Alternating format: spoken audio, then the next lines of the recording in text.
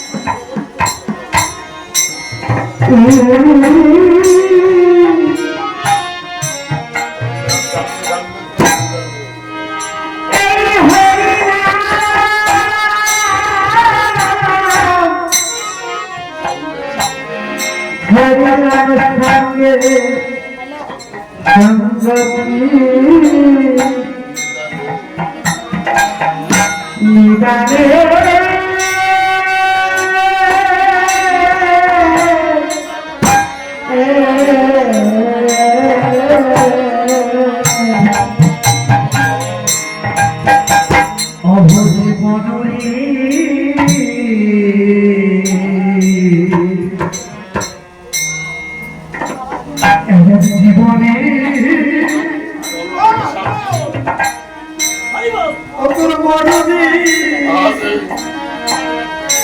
মরণের সাথী মরণের সাথী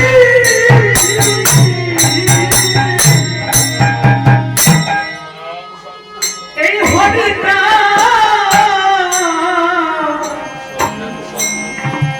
মধুর শক্তি সঙ্গতি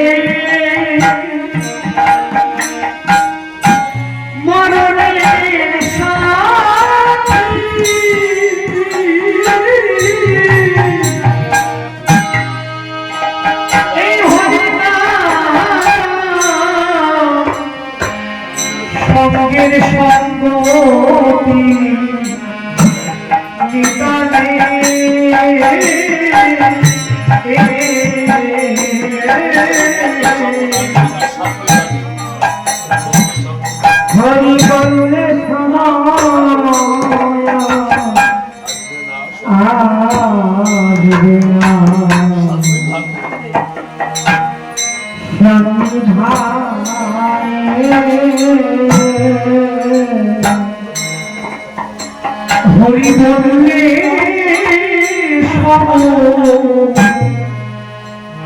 সর্বনাশ বিনা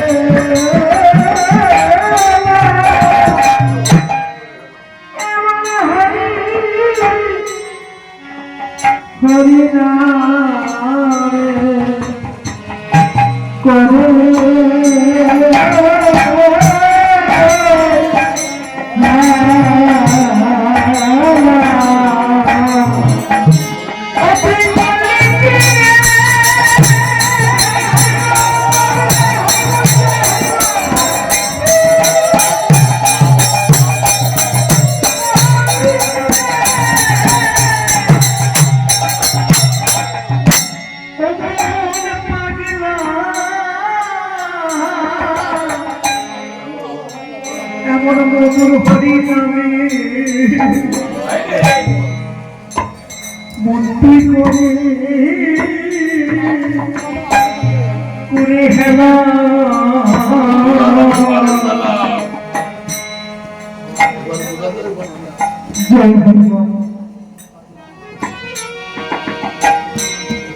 কি হয়েছে আমার সরকার মশাই? হরি বলো, হরি বলো।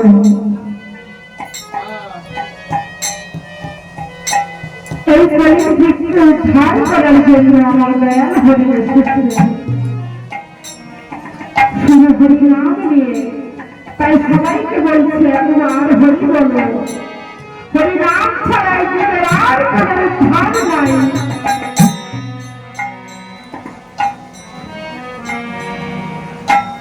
এমন সাধু মধুর হরিনাম এই প্রসঙ্গ মনে একবার বলে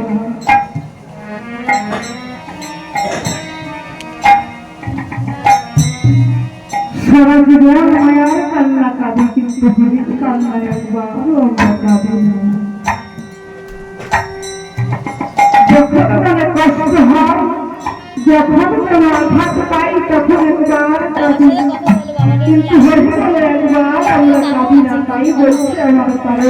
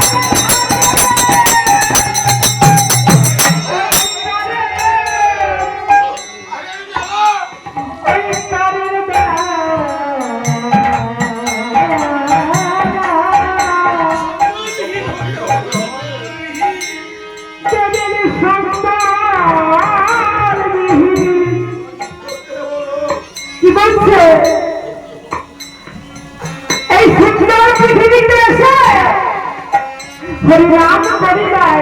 যেদিন এই সুন্দর পৃথিবী ছেড়ে আমরা চলে যাব, সেদিন আমার হরি বলবে ওই ধরায় পাঠিয়েছিলাম আমার নাম করতে, একবারও তো করিস নাই। তাই মানুষ বলছে, তারা বলছে এবার বোঝা যাবে এই পরের বেলা যেদিন সত্তর মিহির হবে, সেদিন একটাই ঘটে আমার দয়াল হরি আর তো তার করবে না। তাই বলছে সময় থাকবে একবার হরি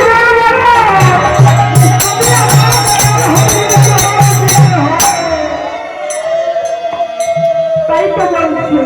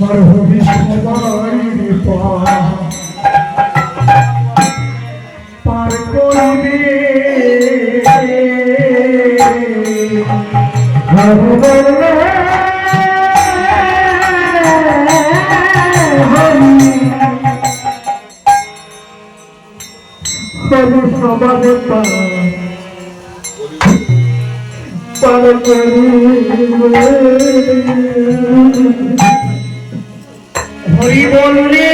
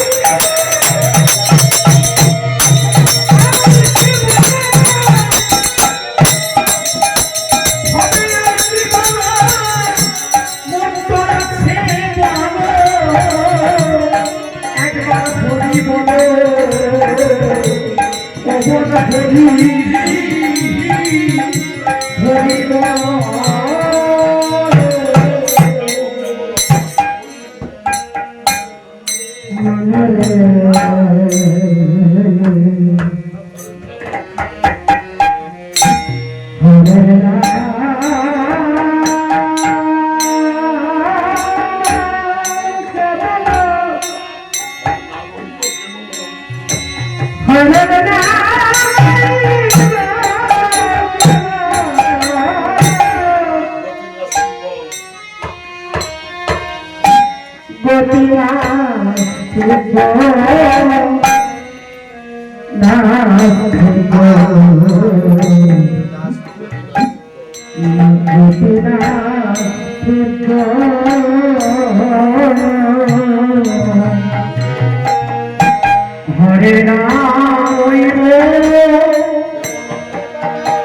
কে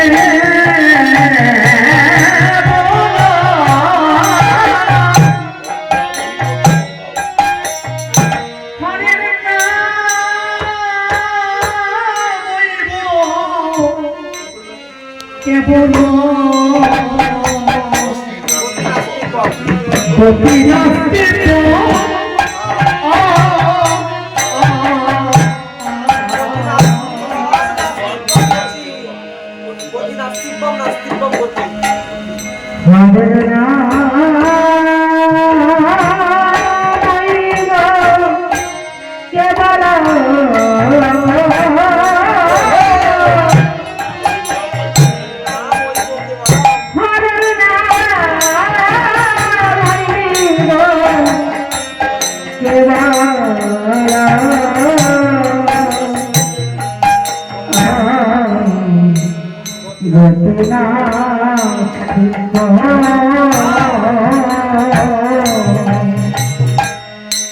হরে নাম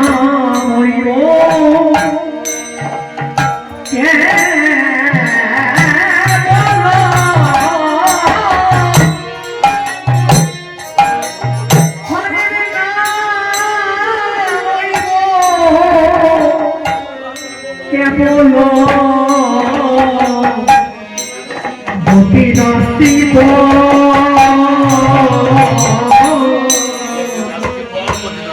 গতি নাস্তিক গতি নাস্তিক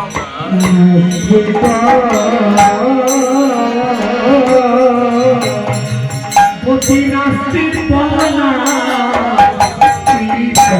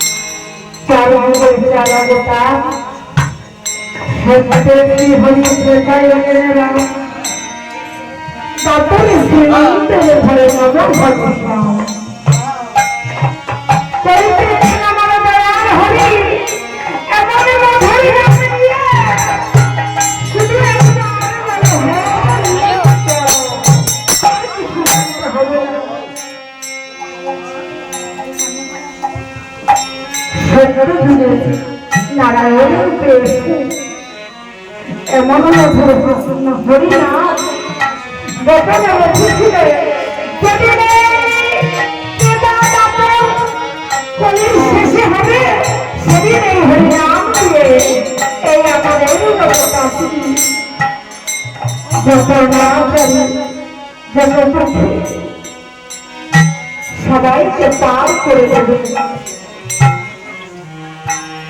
তাই তো বলছে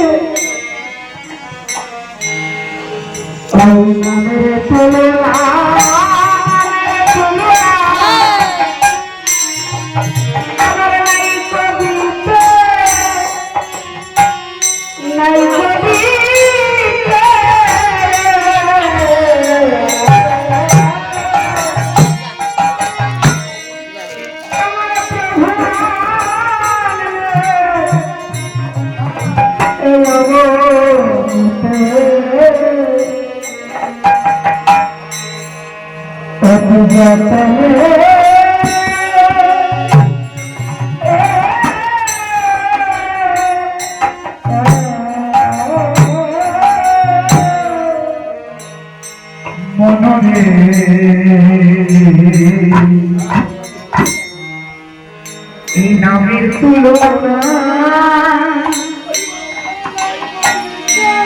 নাই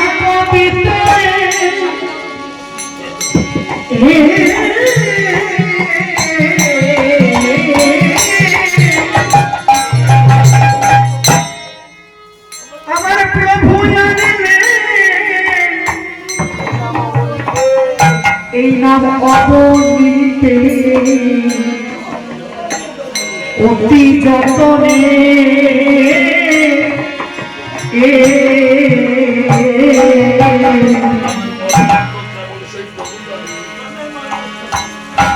ওই নামের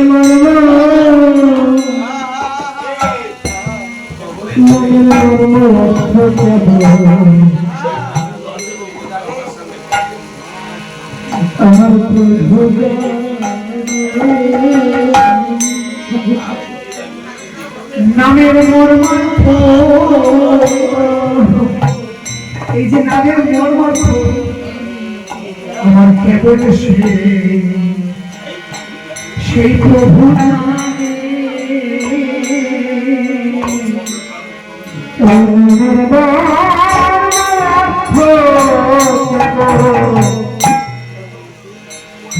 কেবল সেই প্রভু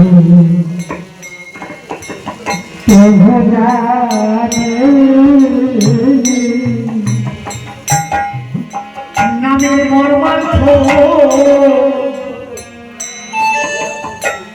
এই যে নাম ধরতে গোপন ছিল সেই নাম আজ প্রচারিত।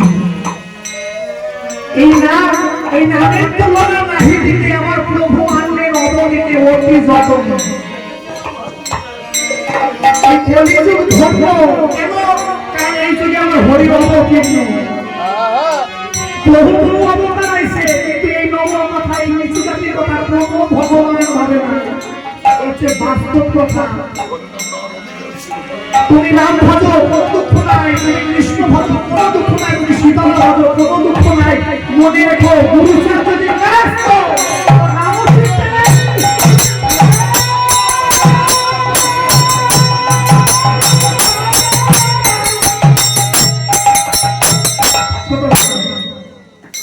আমি কথা কব না, কথা বলি শত্রু পারে, কিন্তু কথা না বলি যাওয়া যায় না। এই হরিনাম নেওয়ার অধিকার এই নমর ঘরে ছিল না। এই নমর মানুষ যদি খেতে বসত বা অন্য এইরকম বাড়ি যেত, তারপরে ভাত যেত।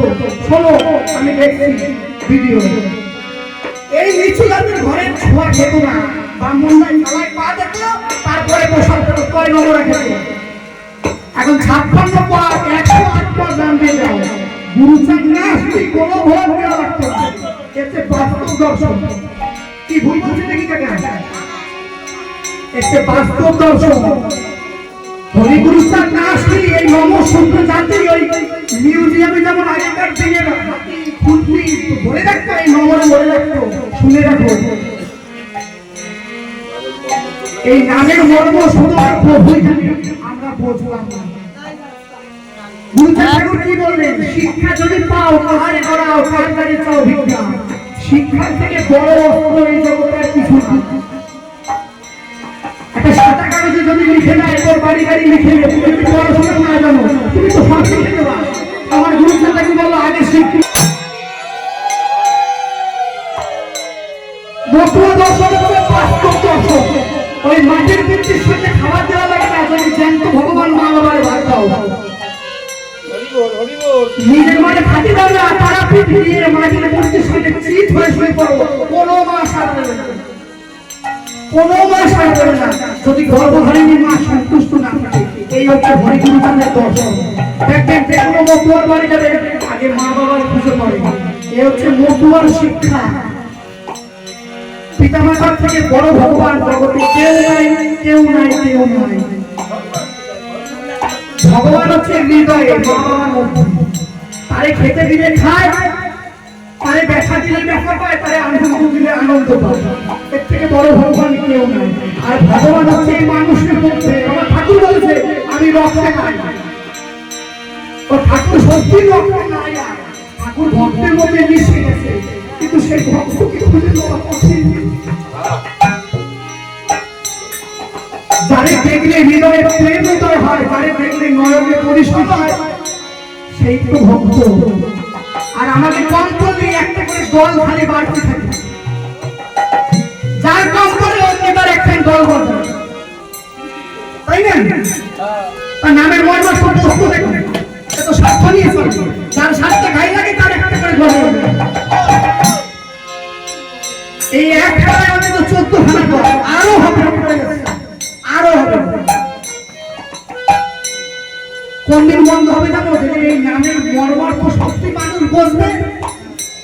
সেদিন সবাই এক হয়ে হরিনাম করবে।